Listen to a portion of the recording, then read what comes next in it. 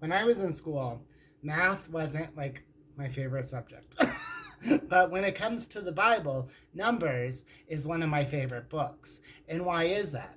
Well, because I don't really think Numbers gets a fair shakeout, right? Because we wrapped up Leviticus. We're on to the second of the last of the three books that Moses wrote. So really what would end up being the fourth book that he wrote. And at the beginning of Numbers, the reason I don't think it gets a good shakeout is because it has a lot of numbers in the start, and they're big numbers as we count the tribes of Israel, right? And a lot of people like me in school, right, those numbers can be so daunting, and they're not as easy to digest as the story like nature that the artistic soul in us, like myself, like that we cling to.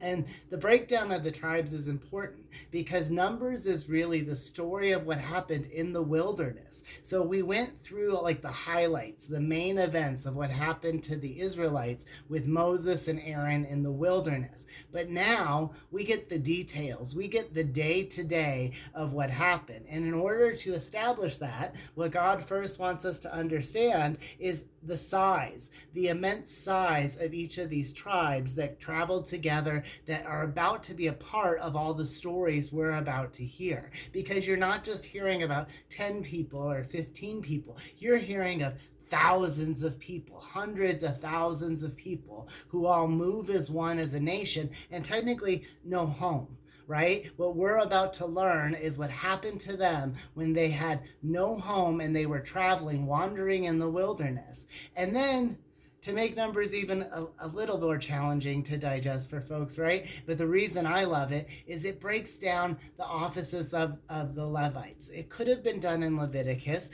but now we're really getting into the details of the people. So you understand the three families, you understand each of the roles as it pertains to the tabernacle, to their roles as Levites, and what happens with each one of those families. And then when you get to book 5, you're going to start to get to the stories of all these people wandering in the wilderness. What happened to them? What diseases they encountered? What social issues they encountered? How they dealt with sin? You're going to encounter all the different ways that they had to atone for sin. The number that shows up a lot in Numbers, one bullock. One kid, one, right? You're gonna see how they brought up their people, how they brought up their faith. You're going to see how they cleared the land, how they sent in spies. You're going to see the sons of the Levites who rose and rebelled against Moses. You're going to see all the excitement that comes when people wander a desert for years and decades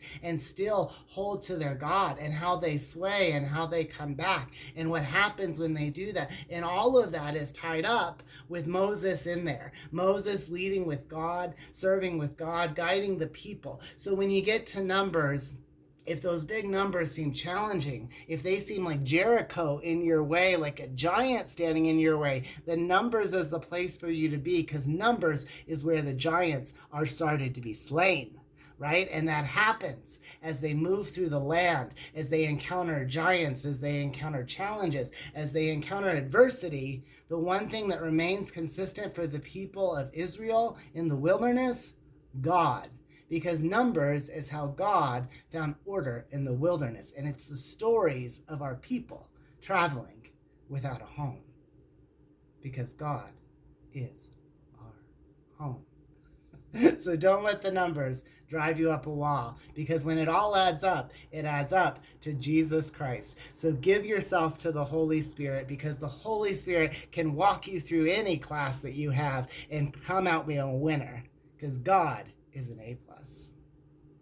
Adding it up, chatting at Cheesman. Happy Sunday.